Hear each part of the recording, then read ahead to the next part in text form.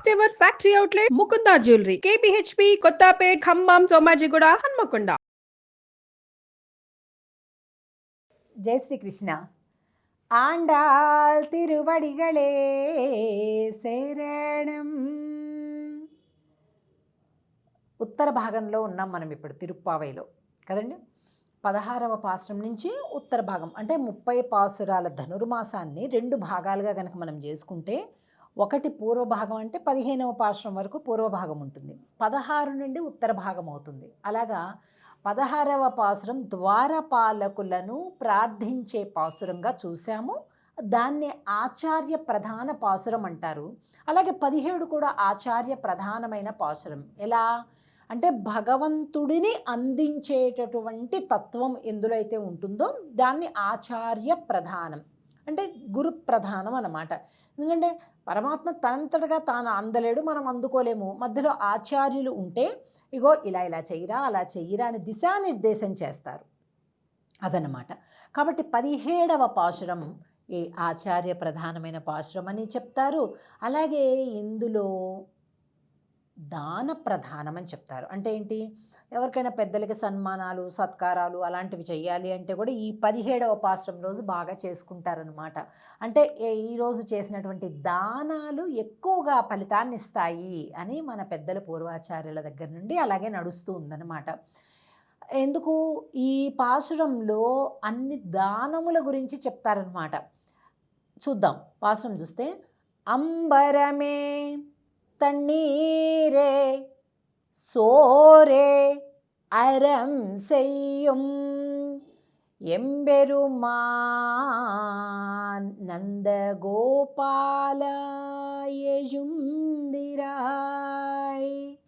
వీళ్ళు ఆ విశాల భవనంలోకి, కృష్ణుడు భవనంలోకి అడుగుపెట్టారండి గోపికలంతా. ఇప్పుడేమవుతుంది, మొట్టమొదటగా ఒక పెద్ద హాల్లాగా ఉందేమో, అక్కడ చక్కగా అట్లా మంచాలు లైన్గా వేసున్నాయి. మొట్టమొదటి వీళ్ళకి దర్శనం ఇచ్చింది ఎవరు? నందగోపుడు. నందగోపుడిని చూడగానే కీర్తిస్తున్నారు. మరి నిద్ర మేలుకొల్పాలి కదా, వీళ్ళ యొక్క రిక్వెస్ట్ ఏంటో, ప్రార్థనలు ఏంటో వినిపించాలి కదా. సో ముందు కనిపించింది ఎవరు? నందుడు.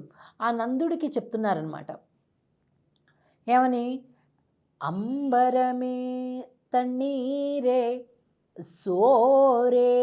ఆహాహా, ఎంత గొప్ప దాన కర్ణుడివయ్యా నువ్వు అని ప్రార్థిస్తున్నారు. నందుడి యొక్క దానములు ఏమేం చేశాడట అంటే, వస్త్రములు అంబరమే, తన్నీరే నీరు, సోరే అన్నము, ఇవన్నీ కూడా దానం చేశాడట. ఎంపెరుమాన్ అంటే ఎవరు? పరమాత్మ ఆయనుంటే, పరమాత్మ కృష్ణుడైతే ఆయనను కూడా పాలించేటటువంటి వాడివి నువ్వు. ఒక్కసారి ఇట్లా కళ్ళు ఎర్రజేస్తే అక్కడే అయిపోతాడు కృష్ణుడు కదా, ఆయన అదుపాజ్ఞంలో పెరుగుతూ ఉన్నాడు కనుక ఎంబెరుమాన్ నందగోపాల యజుందిరాయ్, నిద్ర మేలుకోవయ్యా అని అడుగుతున్నారు. ఇప్పుడు మనకు ఒక సందేహం వస్తుంది, ఏమండి దానాలు ధర్మాలు అంటే కర్ణుడు గుర్తొస్తాడు మనకి, లేకపోతే వెన్నుముక దానం చేసినటువంటి దదీచి గుర్తొస్తారు, లేకపోతే మాంసం కోసి పౌరాన్ని కాపాడిన శిబి చక్రవర్తి గుర్తొస్తాడు, ఇక్కడ నందుడేమిటండి కొత్తగా ఉంది అని అనిపిస్తుంది మనకి. దీనికి ఒక కారణం ఉంది. శ్రీకృష్ణుడు అంబరమే వస్త్రాలు దానం చేశాడు. ఎవరికండి? ఎవరికి ఊహించగలరా? ద్రౌపదికి. మానం పోయేటటువంటి ఆ కుల స్త్రీకి వస్త్రాలను ఇచ్చి ఆమెని కాపాడాడు స్వామి. అది అసలైన దానం. ఊరికే నేను దానం చేశాను కాబట్టి నాకు దానం చేసిన ఫలితం రావాలి కాబట్టి అని ఇవ్వటం కాదు దానం. వాడికి ఏది అవసరం అది ఇవ్వాలి, అంతేగాని ఏదైతే పనికిరాదో, ఏదైతే మనకి వద్దో అలాంటి వాటిని మనం ఎదుటోడికి ఇచ్చేసి మనం పెద్ద దానవీర సూర్యకర్ణుడు అనుకొని ఫ్లెక్సీలు పెట్టుకొని బోర్డులు పెట్టుకొని 10 లేకపోతే ఇంకెక్కడో, అవి దానాలు కాదండి.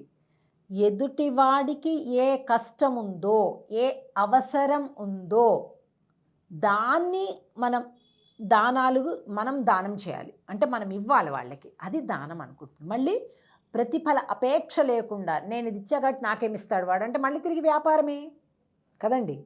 నువ్వు పైసలు ఇస్తేనే వాడు వస్తువు ఇస్తాడు, అది వ్యాపారం. నేను కూడా వాడికి సాయం చేశాను, నాకు మళ్ళీ ఏం సాయం చేయలేదంటే మళ్ళీ అది వ్యాపారం. దానం ఎలా అవుతుంది కదండి? దానం అంటే ఏది కోరుకోవద్దు, మళ్ళీ రిటర్న్ ఏమి కోరుకోకూడదు. వాడికి అవసరం ఉంది, మనం ప్రయత్నించి ఇవ్వగలం, అంతే ఇచ్చి. మళ్ళీ ఊరు పేరు తలుచుకోవటం, మళ్ళీ వాడు మళ్ళీ మనకి రోజు వచ్చి దండాలు పెట్టాలి, ఇవేవి కోరుకోకూడదు. మన ఫ్లెక్సీలు పెట్టుకోవాలి. మన అంటే ఒక ప్రస్తావనలో ఒకటి జ్ఞాపకానికి వచ్చింది. ఒక పెద్ద మనిషి ఆలయానికి వెళ్తాట. ఆ ఊర్లో చాలా గొప్ప ధనికుడనే పేరు. ఆయన రోజు కూడా ఆ ఆలయానికి వెళ్ళి కూర్చొని వస్తుంటాడు, కాసేపు ప్రార్థన చేసుకొని వస్తుంటాడు.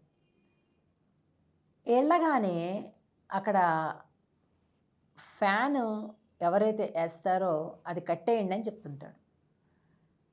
ఎప్పుడు చూసినా ఎవరు వేసినా కూడా అది కట్టేయండి అంటుంటాడు. ఈయనకేమైనా చలి అవుతుందేమో అనుకుంటారు. కొన్ని రోజులుగా గమనిస్తూ ఉంటాడు ఒక అతను. ఏమండి, అదరికంటే సరే చలికాలం కాబట్టి మీకు ఫ్యాన్ వద్దేమో అనుకున్నాము, ఇప్పుడు ఎండాకాలం బాగా చెమట వస్తుంది, ఇబ్బంది పడుతున్నాము, మీరు ఎందుకు ఫ్యాన్ వేస్తుంటే వద్దని చెప్తారు, కట్టేయండి అంటారు, అందరికి ఇబ్బంది అవుతుంది కదండి అని అన్నాడు. బాబు, ఆ ఫ్యాన్ని దానం చేసింది గుడికి నేనే అన్నా అంట. అరే చాలా గొప్ప అండి, ఫ్యాన్ దానం చేశారు మీరు అంటే సంతోషం అండి అంటే, అందుకే వద్దంటున్నా. అరే అదేంటండి, మీరు ఇచ్చింది అందరూ వాడుకుంటుంటే కదా సంతోషం, ఎందుకు వద్దంటున్నారు అన్నట్ట. అయ్యా, మీరు వాడుకుంటే నాకేం పర్వాలేదు, నేనేం కరెంటు బిల్లు కట్టడం లేదు, కానీ ఆ ఫ్యాన్ మీద నా పేరు, నా భార్య పేరు, నా కొడుకు పేరు 3 రెక్కలకి 3 పేర్లు రాశాం.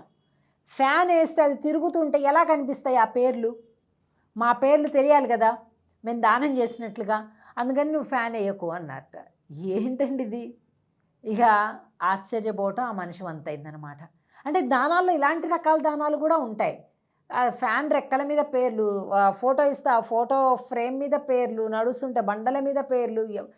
ఏమన్నా పెద్ద ఒక ఆలయం కట్టించేసి శిలలు ఇచ్చేసేసి అంత పెద్ద ఆలయాలు నిర్మాణం చేసిన రాజులు కూడా ఓ పక్కన ఒక నడిచే తోవలో ఒక బండ మీద రాయించుకుంటారు, లేకపోతే ఓ పక్కన ఉండే ప్రహరీ గోడ మీద రాయించుకుంటారు. మనం అట్లా కాదు, దేవుడి మీదనే చెక్కిచ్చేస్తాం. మనం ఆ దేవుడు కనిపించినప్పుడు వెంటనే మన పేరు కూడా కనిపించాలి అక్కడ. అరే అంత పుణ్యం వచ్చేది పాపం వచ్చేదంతా కూడా మన బుద్ధుల్ని బట్టి, మనం చేసేటటువంటి పనులను బట్టి ఉంటుంది. దేవుడు కాళ్ళ కిందనే, దేవుడి కంటే హైలైట్గా మన పేరు ఉండాలి అని ఫోకస్ పెడితే దాన ఫలం ఎక్కడి నుంచి వస్తుందండి అసలు? అంటే ముందు అసలు భావనా శుద్ధి జరగాలి మనకి. అంటే కుత్సితమైనటువంటి ఆలోచనలతోటి మనం ఎన్ని పాపపు ఆలోచనలైనా చేయొచ్చు, ఎన్ని పాప పనులైనా చేయొచ్చు, ఎంతమందినైనా క్షోభ పెట్టచ్చు, ఎంత అన్యాయమైనా చేయొచ్చు, కానీ మన పేరు అక్కడ పెద్ద అక్షరాలతో ఉంటే అన్నీ పోతాయి. ఇది పోదు, అలా కాదు అన్నమాట. కనుక ఈ పాసురంలో నందుడి యొక్క దానగుణాన్ని చెప్తూ ఆ తర్వాత యశోదయ మంత్రస్థానం, యశోదమ్మ వారి దర్శనం చేసుకొని ఆ తర్వాత చూస్తే బలరాముడు చిన్న పాదం కనిపిస్తుంది, ఆయన కాలికి బంగారపు కడియం వేశారండి. ఏమిటయ్యా బంగారపు కడియము అంటే, ఆయన అడుగు పెట్టాకే కృష్ణుడు ఈ నందవ్రజంలోకి వచ్చాడు, గోల్డెన్ లెగ్ అని చెప్పి అందరూ కలిపి సన్మానం చేసి ఆయనకి ఒక బంగారు కడియం వేసేసారట. ఆ దుప్పట్లోంచి ఆ బలరాముడు కాలు పాదం కనిపిస్తుంది అనమాట. ఆయనని ప్రార్థించి ఆ తర్వాత కృష్ణుడున్నాడు, ఆయన్ని ప్రార్థించారనమాట. ఇలాగా నలుగురిని ప్రార్థించటము, ప్రశంసించటము ఈ పాసురంలో మనకు కనిపిస్తుంది. ఇక రేపటి రోజు విశేషమైనటువంటి పాసురం. ఆ పాసురం వల్లనే భగవద్ రామానుజుల వారికి తిరుప్పావై జీయర్ అనే పేరు కూడా వచ్చిందనమాట. అదేంటో రేపటి రోజు అమ్మవారి ప్రార్థన చూద్దాం. జై శ్రీకృష్ణ.